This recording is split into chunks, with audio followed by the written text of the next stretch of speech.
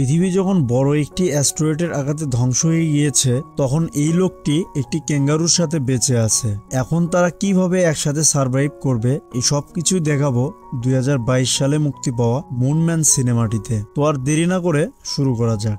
শুরুতেই আমরা ওয়ে নামের এক লোককে রকেটে বসে চাঁদে যেতে দেখতে পাই, কিন্তু এরই মাঝে পাই নামের এক বিশাল অ্যাস্টেরয়েড পৃথিবীর দিকে যেতে থাকে। এটা সেই অ্যাস্টেরয়েড থেকে বড় ছিল যেটা পৃথিবীতে পড়ার কারণে ডাইনোসর ধ্বংস হয়ে গিয়েছে। এখন এই পাই নামের অ্যাস্টেরয়েড থেকে বাঁচার জন্য মানুষেরা একটা প্ল্যান করে। চাঁদে যে বেস স্টেশনে ওয়ে যাচ্ছিল, সেই বেস স্টেশনটি মানুষের প্ল্যানের অংশ হিসেবে বানানো, যেখানে অ্যাস্ট্রোনটরা অনেক ভয়ঙ্কর ধরনের হাতিয়ার তৈরি করবে, যেটা দিয়ে অ্যাস্টেরয়েডকে ধ্বংস করা হবে এবং সেটার ধ্বংসাবশেষ চাঁদে থাকা গ্র্যাভিটির সাহায্যে পৃথিবী থেকে দূরে টেনে নিয়ে আসা হবে। একটানা 8 বছর কঠোর পরিশ্রম করার পর অবশেষে মানুষেরা এই মিশনে সফল হয়। এখন নিজের কাজ শেষ করে ওয়ে এবং তার সাথীরা পৃথিবীতে ফিরে যেতে প্রস্তুত হতে থাকে, কিন্তু ফেরত যাওয়ার আগে ওয়ে তার কমান্ডার জিং এর সামনে নিজের ভালোবাসার কথা বলতে যাচ্ছে। ওয়ে এটার প্রস্তুতি নেওয়ার জন্য সে তার রুমে গিয়ে হেডফোনে গান লাগিয়ে একটা লেটার লেখা শুরু করে। সে সময় জু নামের এক অ্যাস্ট্রোনট ঘাবড়ে জিং এর কাছে এসে একটা খবর দেয়। আসলে তারা যে অ্যাস্টেরয়েডকে ধ্বংস করেছে সেটার কিছু ধ্বংসাবশেষ তাদের বেজের দিকেও আসতে চলেছে, যেটা কিনা আর আধা ঘন্টার মধ্যে এখানে এসে পড়বে। এই খবরটা পাওয়ার সাথে সাথে জিং পুরো বেজ স্টেশনকে খালি করার অর্ডার দেয়, যার পরে সবাই খুব দ্রুত নিজেদের রকেটের দিকে ছুটে যায়। কিন্তু এদিকে রুমের মধ্যে ওয়ে এখনো লাভ লেটার লিখতে ব্যস্ত ছিল, আর কানে থাকা হেডফোনের কারণে সে ওয়ার্নিং অ্যালার্ম শুনতে পারছিল না। কিন্তু কিছুক্ষণ পর তার নজর প্রথম রকেটের উপর পড়ে, যেটা লঞ্চ হয়ে গিয়েছে। এগুলো দেখে সে খুব দ্রুত তার রকেটের দিকে যেতে থাকে, যদিও সেখানে আরো 6টি রকেট অবশিষ্ট ছিল, যেটা দেখে ওয়ে কিছুটা স্বস্তি পায়। কিন্তু তখন 5টি রকেট একসাথে উড়ে যায়, যেটার পর ওয়ের কাছে লাস্ট একটি রকেট বাকি ছিল। সে তার টিমের সাথে সংযোগ করার পুরোপুরি চেষ্টা করে, কিন্তু কোনো রাস্তা না থাকায় সে তার রোববারকে টপ স্পিডে নিয়ে যায়। কিন্তু রাস্তায় তার সামনে একটি বড় গর্ত ছিল, আর তার রোববার সোজা সেই গর্তে পড়ে। যতক্ষণ পর্যন্ত সে গর্ত থেকে বের হয়ে আসে ততক্ষণে শেষ রকেটটি উড়ে চলে যায়, আর এতক্ষণে তো সেই জায়গায় অ্যাস্টেরয়েডের ধ্বংসাবশেষ পড়তে শুরু করেছে, যেটা থেকে বাঁচার জন্য ওয়ে আরেকটি গর্তে লুকানোর কথা ভাবে। কিন্তু সে সেখানে যাওয়ার সময় অ্যাস্টেরয়েডের কিছু অংশ সে গর্তেও পড়ে যায়, যার ফলে ওয়ে দূরে ছিটকে গিয়ে পড়ে এবং সে কারণে সে কিছুক্ষণের জন্য অজ্ঞান হয়ে যায়। এরপর যখন তার হুঁশ আসে তখন তার বিশ্বাস ছিল পৃথিবী থেকে তাকে খোঁজা কঠিন কোনো বিষয় নয়, কিন্তু তখন অনেক বড় একটা অ্যাস্টেরয়েড সোজা পৃথিবীতে পড়ে যায়, যার কারণে পৃথিবী ধ্বংস হয়ে যায়। পরবর্তী 6 মাস ওয়ে ক্রমাগত পৃথিবীর সাথে সংযোগ করার চেষ্টা করে, কিন্তু কোনো সফলতা না পাওয়ার কারণে সে তার ভাগ্যকে স্বীকার করে নেয়। ভাগ্যক্রমে এই স্পেস স্টেশনে প্রচুর খাবার পানি মজুদ রয়েছে, যেটা নিয়ে ওয়ে তার বাকি জীবন কাটিয়ে দিতে পারবে। ওয়ে তার জীবনের সব ইচ্ছা পূরণ করার সিদ্ধান্ত নেয়, যেটার মধ্যে প্রথমে আসে কমান্ডার জিং এর রুমের মধ্যে কিছুটা সময় কাটানো, কিন্তু সে জিং এর রুমের পাসওয়ার্ড জানতো না। আর তার দ্বিতীয় ইচ্ছা ছিল চাঁদের মাটিতে সার্ফিং করা, কিন্তু শুরুতে এটা করতে গিয়ে সে খারাপভাবে উপর থেকে পড়ে যেতে থাকে। তবে অনেকদিন চেষ্টা করার পর অবশেষে সার্ফিং করতে সফল হয়, কিন্তু এখনো সে জিং এর রুমের পাসওয়ার্ড খুঁজে পায় না। সে অনেক র্যান্ডম পাসওয়ার্ড টাইপ করে, কিন্তু কোনো কাজ হয় না, যেটাতে রেগে সে ওই দরজাটায় উড়িয়ে দেয়। পরে সে জিং এর একটি ফটোর সাথে ডেটে যাওয়ার সিদ্ধান্ত নেয়, যেটা করতে গিয়ে সে জিং এর ছবিটাতে চুমু দিয়ে দেয়। কিন্তু সে জানতো না এই বেস স্টেশনের পুরো টিম তাকে পৃথিবীতে থাকা হেডকোয়ার্টার থেকে দেখছিল, আর তারা এই কাজ দেখে সবাই নিজেদের চেহারা সরিয়ে নেয়। আর এইদিকে জিং তো এগুলো দেখে পুরোপুরি অবাক হয়ে যায়। নেটওয়ার্ক খারাপ থাকার কারণে তারা ওয়ের সঙ্গে কথা বলতে পারছিল না, শুধু সেখানে থাকা ক্যামেরার সাহায্যে তাকে দেখতে পারছিল। এখন যেহেতু ওয়ে কোনো বিপজ্জনক সমস্যাতে আছে বলে মনে হচ্ছিল না, তাই জিং ওয়ের রেস্কিউ মিশন বাতিল করার সিদ্ধান্ত নেয়। কিন্তু চেয়ারম্যান কাং তাদের বলে সরকার আগামী 30 দিনের মধ্যে ওয়ের এই নতুন জীবনকে সারা বিশ্বে দেখানোর সিদ্ধান্ত নিয়েছে। আসলে অ্যাস্টেরয়েড পৃথিবীতে আঘাত করার পর 30% জমি পানিতে ডুবে যায়, যার কারণে পৃথিবীতে থাকা বেশিরভাগ মানুষের জীবন পুরোপুরি পাল্টে যায়। আর সরকার ওয়ের সাহায্যে সবার মনে একটা নতুন আশা তৈরি করতে চায়, যে দেখো এই লোকটি একটা চাঁদে আটকে আছে, কিন্তু তবু সে কত সুন্দর জীবন কাটাচ্ছে। কিন্তু অ্যাস্ট্রোনট জু ওয়েকে এই কাজের জন্য যোগ্য মনে করে না। হতে পারে পরবর্তীতে সে আর সেখানে একা থাকতে পারবে না, যার কারণে একদিন সে নিজেকে শেষ করে দিবে। তাহলে তো সবার মনে একটা প্রভাব পড়ে যাবে। কিন্তু জিং জুকে বলে তারা ওয়ের আওয়াজকে ডাবিং করে সবার সামনে আনবে, যেন জিংরা নিজের ইচ্ছা অনুযায়ী ওয়ের আওয়াজকে যে কোনো দিক দিয়ে নিয়ে যেতে পারে, যার ফলে মানুষদের মনে খারাপ প্রভাব পড়াকে কন্ট্রোল করা যাবে। এরপর জিং রেডিওর সাহায্যে ওয়ের জীবনের একটা মিথ্যা গল্প বলে যে ওয়ে একজন ক্রু মেম্বারকে বাঁচাতে রকেটে নিজের সিট ছেড়ে দিয়েছে। এদিকে 196 দিন কেটে যাওয়ার পর একদিন ওয়ে তার একটা ওষুধ নেওয়ার জন্য ওয়ার হাউসে যায়। এদিকে হেডকোয়ার্টারে ওয়ের আওয়াজকে ডাব করার জন্য ফ্লুটিস্ট নামক এক ভয়েস আর্টিস্টকে ডাকা হয়। আর এদিকে ওয়ে যখন ওয়ার হাউসে প্রবেশ করে তখন তার নজর নতুন অজানা জিনিসের ছায়ার উপর পড়ে, যেটাকে ওয়ে প্রথমে মেয়ে মনে করে আর তার সাথে কথা বলতে থাকে। কিন্তু যখনই সে তার কাছে পৌঁছায় তখন সে দেখে সেটা তো একটা শক্তিশালী ক্যাঙ্গারু। আর সেই সময় যখন লাইভ স্ট্রিমিং চালু করা হয় তখন ক্যামেরা সোজা ওই ক্যাঙ্গারুর চেহারার সামনে চলে যায়। আর এদিকে এইসব বিষয় থেকে অজান্তের কারণে ফ্লুটিস্ট ক্যাঙ্গারুর মুখের ঠোঁটের অনুসরণ করে ড্রাইভিং করা শুরু করে দেয়। যদিও জিং তাকে থামানোর চেষ্টা করে কিন্তু ততক্ষণে দেরি হয়ে গিয়েছিল আর অনেক মানুষ এই জিনিসটাকে দেখে ফেলেছে। আর এই ভুলটার জন্য জিংকের চেয়ারম্যানের সামনে হাজির হতে হয়। এখানে তারা জানায় কং নামের ক্যাঙ্গারুকে বেস স্টেশনে তারা রেখে এসেছে। আর এদিকে ফ্লুটিস্ট কোনো ভয়েস আর্টিস্ট নয়, বরং সে সোশ্যাল মিডিয়াতে বিভিন্ন ধরনের জিনিসের ভয়েস ওভার করে। এখন এই ভুলের পর জিং সিদ্ধান্ত নেয় তারা ভিডিও ড্রাইভিং করার বদলে সেটাকে একটা স্টোরির মতো শোনাবে। এদিকে বেস স্টেশনে কংকে অর্থাৎ সে ক্যাঙ্গারুকে কাছে ডাকার জন্য ওই একটা ফিমেল ক্যাঙ্গারুর গেটআপ ধারণ করে। কিন্তু কং যখন সত্যি সত্যি এটা জানতে পারে তখন সে তার ধলাই করতে থাকে, যেটা দেখে লাইভ স্টোরি বলতে থাকা ফ্লুটিস্ট জোরে জোরে হাসতে থাকে, যার পরে জিং সব দোষ নিজের কাঁধে নেয়। তখনই তাদের কাছে খবর আসে বেস স্টেশনে কং আর ওয়ের মধ্যে একটা ফাইটিং ম্যাচ হবে, যার পরে সবাই খুব মনোযোগের সাথে সেই ম্যাচকে দেখতে থাকে। আর তখন কং তার শক্তি দেখিয়ে ওয়েকে মেরে অজ্ঞান করে দেয়। আর এই অবস্থা দেখে জিং তার সাথে কথা বলার চেষ্টা করে। এরপর ওয়ের যখন হুঁশ আসে তখন সে কমিউনিকেশন মনিটরে ভয়েস লাইন দেখতে পায়, যেটা দেখে সে খুশিতে কাঁদতে থাকে। কাউকে শুনতে না পারলেও সে এতে খুশি ছিল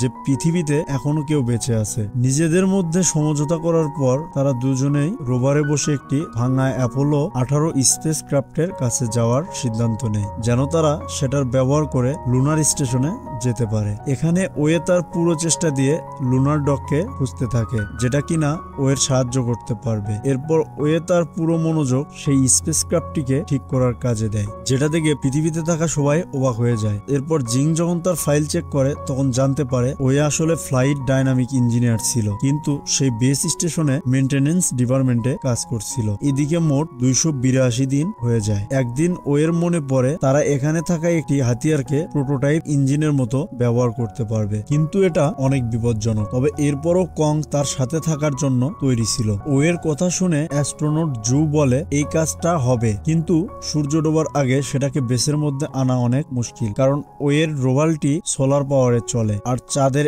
একদিন হলো পৃথিবীর 14 দিন। এবং সেই রিসার্চ সেন্টার অর্থাৎ যেখানে হাতিয়ারটি রাখা আছে সেখান থেকে ওয়ের দূরত্ব 2000 কিলোমিটার। তাই হতে পারে ওয়ে সেখানে পৌঁছানোর আগেই যদি সূর্য ডুবে যায় তাহলে ওয়ের গাড়ি থেমে যাবে আর বেশি ঠান্ডার কারণে তার মৃত্যু হতে পারে। আসার সময় সে যতটুকু সূর্যের আলো পাবে তা দিয়ে তো গাড়ি চলবে, তবে সূর্য ডুবে গেলে গাড়িতে থাকা ব্যাকআপ ব্যাটারি দিয়ে তারা বাকিটা পথ অতিক্রম করবে। যাই হোক, ওয়ে যাত্রা শুরু করে দেয়। সে রোববারের স্পিড বাড়িয়ে দ্রুত রিসার্চ সেন্টারে যেতে থাকে, যেটা দেখে লাগছিল তারা সূর্যের আলোর সাথে রেস লাগিয়েছে। এর মধ্যে তারা শুধু 4 ঘন্টা ঘুমতো। ওয়ে আর কং একে অপরকে রশি দিয়ে বেঁধে নেয় আর সময় মতো তারা একে অপরকে ঘুম থেকে ডেকে দিত। আর কিছুদিন একটানা গাড়ি ড্রাইভ করার পর ওয়েরা অবশেষে রিসার্চ সেন্টারে পৌঁছে যায়, যেখানে পৌঁছাতেই কং সেই হাতিয়ারের থাকা একটা বাটনকে বারবার চাপতে থাকে, কিন্তু ভাগ্যক্রমে সেটা তেমন কোনো বাটন ছিল না, শুধু ইঞ্জিন চেক করার বাটন ছিল। আর কং এর এই ভয়ঙ্কর আচরণের কারণে ওয়ে তাকে গাড়ির পেছনে বন্দি করে দেয়। এরপর তারা দুজনেই আবার তাদের বেসে ফিরতে থাকে, কিন্তু রাস্তায় কং এর ভ্যানটি ওয়ে থেকে আলাদা হয়ে যায়। কিছু দূর যাওয়ার পর ওয়ে যখন রেস্ট করার জন্য বাইরে বের হয় আর কংকে দেখতে যায় তখন সে জানতে পারে কং এর ভ্যানটি তার গাড়ির পিছনে নেই। ওয়ে জানতো যদি সে কংকে খুঁজতে পেছনে ফিরে যায় তাহলে সূর্যের আলো ধীরে ধীরে চলে যাবে আর তার বেসে ফিরতে না পারার একটা ঝুঁকি থাকবে। ওয়ে প্রথমত কংকে সেখানে রেখেই সামনে এগোনোর কথা ভাবে। আর ওয়ের এই আচরণ দেখে দেখে পৃথিবীতে থাকা সবাই কিছুটা অবাক হয়, কিন্তু কিছুক্ষণ পর ওয়ে পুরো গতিতে আবার কং এর দিকে যেতে থাকে। আর কিছুক্ষণ চলার পর অবশেষে ওয়ে কং এর কাছে চলে আসে। কং খুশিতে তাকে জড়িয়ে ধরে এবং চাটতে থাকে। এদিকে পৃথিবীতে জিংরা সব ক্যালকুলেশন করে জানতে পারে ওয়ে আর সময় থাকতে বেঁচে ফিরতে পারবে না। তাই জিং সবাইকে খুব দ্রুত লুনার ডক থেকে খোঁজার আদেশ দেয়, যেন সেটার ব্যাটারি ইউজ করে ওয়ে আবার বেঁচে ফিরে যেতে পারে। এদিকে অনেক সময় ধরে না ঘুমিয়ে গাড়ি চালানোর ফলে ওয়ে আর কং অনেক বেশি ক্লান্ত হয়ে যায়। আর তখনই সূর্য ডোবার কারণে তাদের কাছে শুধু 5 ঘন্টার ব্যাটারি ব্যাকআপ রয়েছে। কিন্তু তখনই লুনার ডক হঠাৎ অ্যাক্টিভেট হয়ে যায়। কিন্তু ওয়েদের রোভারটিতে এখন পাওয়ার সেভিং অন থাকার কারণে লুনার ডক তাদের খুঁজতে পারে না। আর এদিকে বেস থেকে 55 কিলোমিটার দূরে থাকা ওয়েদের ব্যাটারি শেষ হওয়ার কারণে কেবিন পুরোপুরি জমে যায়। আর বাধ্য হয়ে ওয়ে আর কং রোভার থেকে বেরিয়ে আসে। পৃথিবীতে থাকা জু লুনার ডগের কন্ট্রোল নিজের হাতে নিয়ে সেটাকে ওয়েদের কাছে পৌঁছানোর সিদ্ধান্ত নেয়। কিন্তু রাস্তাতেই ব্যাটারি শেষ হওয়ার কারণে লুনার ডগ অনেক বড় একটা গর্তে পড়ে যায়, যেটা থেকে পৃথিবীতে থাকা সবাই অনেক হতাশ হয়ে পড়ে। এদিকে কং আর ওয়ে তারাদের দেখে যখন কথা বলছিল তখন ওয়ে জিং এর ভাবনায় হারিয়ে যায়। কিছুক্ষণ পর যখন তার হুঁশ আসে তখন সে দেখে কং একটা কাচের রিফ্লেকশনকে পিছু করে এদিক ওদিক দৌড়াচ্ছিল, যেটা দেখে ওয়ের মাথায় একটা আইডিয়া আসে। আর সে কং এর পেছনে একটা রশি বেঁধে দেয়, যার পরে তার সার্ফিং প্র্যাকটিস অনেক সহজ হয়ে আসে। আর দুজনে খুব দ্রুত সামনে এগোতে থাকে। কিন্তু তখনই তাদের সামনে বিশাল এক গর্ত এসে পড়ে, যেটাকে পার করার জন্য ওয়ে চালাকির সাথে নাইট্রোজেন ট্যাঙ্কার ব্যবহার করে গর্তটি পার করে ফেলে। আর এসব কিছু দেখে পৃথিবীতে থাকা সবাই অনেক খুশি হয়ে যায়। আর এখান থেকে সবার মনে একটা নতুন আশা জাগে। এদিকে নিজেদের বীরত্বের কারণে ওয়েকে পৃথিবীতে অনেক সম্মাননা দেওয়া হয়, যেটাকে নেওয়ার জন্য চেয়ারম্যান নিজে যেত। তখন জিং চেয়ারম্যানকে বলে আগামী 3 মাসের মধ্যেই কমিউনিকেশন লাইন ঠিক হয়ে যাবে, যার পরে তারা ওয়ের সাথে যোগাযোগ করতে পারবে। তখন ধীরে ধীরে সবকিছু ঠিক হয়ে আসছিল, কিন্তু কেউই জানে না পাই অ্যাস্ট্রয়েডের একটি বড় অংশ এখনো বিপদ হয়ে সবার অপেক্ষা করছে। অন্যদিকে কং আর ওয়ে খেলা করছিল, কিন্তু তখন কং একটা ভুল তারে স্পর্শ করে ফেলে, যার ফলে ওয়ে আগের মতো স্ক্রিনে কিছু সিগন্যাল দেখতে পায়। এখন এগুলো দেখে ওয়ে ভাবছিল হয়তো পৃথিবীতে কেউ বেঁচে নেই, আর হয়তো এর আগেও কং তার সাথে এমন কিছু করেছিল, তাই ওই সময় ওই সিগন্যাল গুলো দেখেছে। এখন এগুলো জানতে পেরে ওয়ে অনেক বেশি নিরাশ হয়ে যায়। আর এদিকে জিংরা পুরোদমে কমিউনিকেশন লাইন ঠিক করার কাজ শুরু করে দেয়। কিছুক্ষণ পরে ওয়ে কং এর জন্য একটা মহিলা ক্যাঙ্গারুর খেলনা তৈরি করে, আর নিজেকে শেষ করতে সে বেস থেকে বাইরে বের হয়। এখন ওয়ে খুব হতাশ হয়ে আছে, তাই জিং অবশেষে পুরো পৃথিবীতে জানিয়ে দেয় আসলে ওয়ে এখন কি অনুভব করছে। সাথে সে সবার কাছে সাহায্য চেয়ে সবাইকে নিজেদের টর্চ এবং ফোনে থাকা লাইট জ্বালিয়ে দিতে বলে। ওদিকে বেস ক্যাম্প থেকে কিছুটা দূরে ওয়ে যখন তার হেলমেট খুলছিল তখন সে পৃথিবীতে অনেক আলো দেখতে পায়, আর এটা দেখে সে খুশিতে কাঁদতে থাকে। বেসে ফিরে আসার পর ওয়ে যখন কমিউনিকেশন বাটন চাপ দেয় তখন অবশেষে সে সবাইকে দেখতেও এবং শুনতেও পাচ্ছিল। এখানে তারা ওয়েকে পৃথিবীতে লাইভ শো এর ব্যাপারে বলে, কিন্তু ওয়ে কিছু বলছিল না, তাই সবাই জিংকে তার সামনে দাঁড় করিয়ে দেয়, যার হ্যালো বলাতেই ওয়ে খুব খুশি হয়ে যায়। আগামী কয়েকদিন ধরে সবাই ওয়েকে তার স্পেসক্রাফটটি ঠিক করার কাজে সাহায্য করে। এভাবে সম্পূর্ণ স্পেসক্রাফটটি ঠিক হয়ে যায়। একদিন রাতে যখন ওয়ে জিং এর সাথে একা একা কথা বলার সুযোগ পায় তখন ওয়ে জিংকে বলে সে মেইনটেনেন্স ডিপার্টমেন্টে শুধু তার জন্যই জয়েন করেছিল। আসলে সে প্রথম এই ডিপার্টমেন্টে জয়েন করার জন্য রাজি ছিল না, কিন্তু একদিন সে তার পাশ দিয়ে জিংকে যেতে দেখে, আর তাকে দেখাতেই ওয়ের মনে লাড্ডু ফুটে। সে সিদ্ধান্ত নিয়ে নেয় এর সাথে চাঁদে তো আমি গিয়েই ছাড়বো, যার পরে ওয়ে মেইনটেনেন্স ডিপার্টমেন্টে ছোট থেকে ছোট কাজ করতে রাজি ছিল। এ কথাগুলো শুনে জিং ওয়েকে বলে সেদিন রকেটে বসার সময় সে ওয়েকে দেখেছিল, কিন্তু আফসোস তখন সে তার অপেক্ষা করেনি। তাদের কথাবার্তার মধ্যে কারোরই নজর পৃথিবীর দিকে ধেয়ে আসা পাই অ্যাস্ট্রয়েডের বড় অংশটির উপরে পড়েনি। এর পরের দিন ওয়ে আর কং নিজেদের বাড়ি ফেরার জন্য পুরোপুরি তৈরি ছিল, আর নিজের টিমের সাহায্যে অবশেষে তারা স্পেসক্রাফটটি নিয়ে নিরাপদে লঞ্চ করে ফেলে, যেটা দেখে সবাই খুব খুশি ছিল, কারণ মোট 923 দিন কাটানোর পর ফাইনালি তারা লোনার স্পেস স্টেশনে পৌঁছে গিয়েছে। কিন্তু জু একটা আর্জেন্ট মিটিং এ সবাইকে পাই অ্যাস্ট্রয়েডের বড় অংশটির ব্যাপারে বলে, যেটা দ্রুত গতিতে তাদের দিকে আসছে। আর এদিকে চেয়ারম্যানের বিশ্বাস ছিল শুধু একজনের উসিলায় তারা বিপদ থেকে বাঁচতে পারবে, আর সে আর কেউই নাই বরং ওয়ে তার অ্যাপোলো 80 স্পেসক্রাফটটি মেরামত করার পর সেটি একটি অস্ত্রের মতো তৈরি করেছে। এখন এগুলো শুনে জিং কন্ট্রোল রুমে গিয়ে ওয়ের লাইভ স্ট্রিমিং বন্ধ করে দেয়, যার পরে সবাই অনেক অবাক হয়। এরপর জিং ওয়ের সাথে কথা বলার আগেই ওয়ে এই এই বিপদের ব্যাপারে জেনে গিয়েছিল। আসলে সে হেডফোনের সাহায্যে তাদের সব কথা শুনে ফেলেছে। আর ওয়ে বলে যেহেতু সেই মিসাইলে ইঞ্জিন নেই তাই সে তার নিজের মিসাইলটি নিয়ে অ্যাস্ট্রয়েডে আঘাত করতে যাবে। আর মিসাইল অ্যাক্টিভেট হওয়ার আগেই তাকে স্টেশনে ফিরতে হবে, না হলে এই মিশনে তার বেঁচে থাকার চান্স খুবই কম। তবুও ওয়ে এই কাজটি করার জন্য রাজি হয়ে যায়, কারণ সে জানে পৃথিবীকে বাঁচানোর দায়িত্ব এখন তার কাঁধে। সাথে সাথে সে জিংকে বলে যদি ওয়ে মারা যায় তাহলে জিং যেন নিজের জন্য কাউকে খোঁজে, কারণ সে চায় না জিং যেন তার বাকিটা জীবন দুঃখী হয়ে কাটায়। ওয়ের রাজি হতেই সবাইকে আন্ডারগ্রাউন্ড বাংকারে যাওয়ার আদেশ দেওয়া হয়। এদিকে ওয়ে সর্বপ্রথম কংকে তার সিট বেলে বেঁধে দেয় যেন সে নিরাপদে পৃথিবীতে পৌঁছতে পারে, কিন্তু কং তার বন্ধুর সাথেই থাকতে চায় এবং দুজনের আলাদা হতেই ওয়ে তার মিশন শুরু করে। আর সে অনেক পাথরের সম্মুখীন হয়। সেখান থেকে একটি পাথরে বাড়ি খাওয়ার কারণে তার স্পেস ক্রাফটটি গোল গোল ঘুরতে থাকে, যেটাকে আটকানোর জন্য ওয়ে তার কম্পার্টমেন্টকে ক্রাফট থেকে আলাদা করে দেয়, যার ফলে মিসাইলটা একদম ঠিক ছিল, তবে ইঞ্জিন আলাদা হয়ে গেছে। তখন জিং জানায় অ্যাস্ট্রয়েডের সেই অংশটি তার কাজ দিয়ে যাবে, আর জিং চাচ্ছে না অ্যাস্ট্রয়েডের সাথে টক্কর খেয়ে ওয়ের মৃত্যু হোক। ওয়ে তাকে বোঝায় তাকে এখন শুধু পৃথিবীকে রক্ষা করার কথা ভাবা উচিত। এরপর সে স্পেস ক্রাফটটিকে অ্যাস্ট্রয়েডের দিকে বেঁকে দেয় এবং এরপর জিংকে লাইভ স্ট্রিমিং করতে বলে। এরপর দেখা যায় ওয়ে পৃথিবী আর অ্যাস্ট্রয়েডের মাঝখানে রয়েছে। এরপর সে জিং এর পছন্দের গান গেয়ে দ্রুত গতিতে অ্যাস্ট্রয়েডের দিকে যেতে থাকে, যেটা দেখে জিং এর সাথে সবাই কাঁদতে থাকে। আর অ্যাস্ট্রয়েডের কাছাকাছি পৌঁছানোর পর জিং মিসাইলের বাটনটিতে চাপ দিতে চাচ্ছিল না, আর তার মাথায় তখন ওয়ের সাথে কাটানো কিছু মুহূর্তের কথা মনে পড়ছিল। তখন ওয়ে তার দায়িত্ব মনে করিয়ে বাটন চাপ দিতে বলে, আর কিছু সেকেন্ড পর একটা বড় বিস্ফোরণ হয়, আর সেই অ্যাস্ট্রয়েড ছোট ছোট টুকরে বিভক্ত হয়ে পৃথিবীতে পড়তে থাকে,